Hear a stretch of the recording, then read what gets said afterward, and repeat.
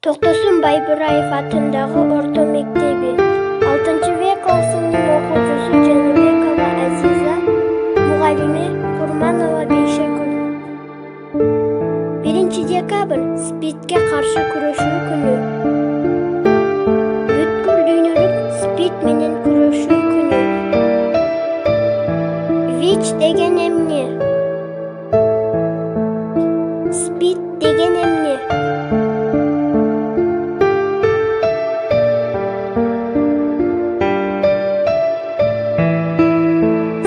ВИЧ СПИДтен кантип сактануу керек?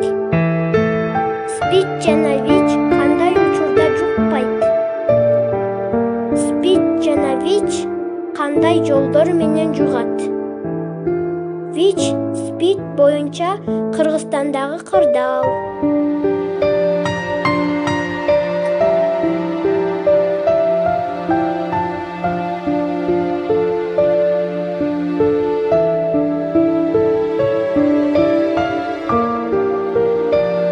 Биз СПИДке каршыбыз.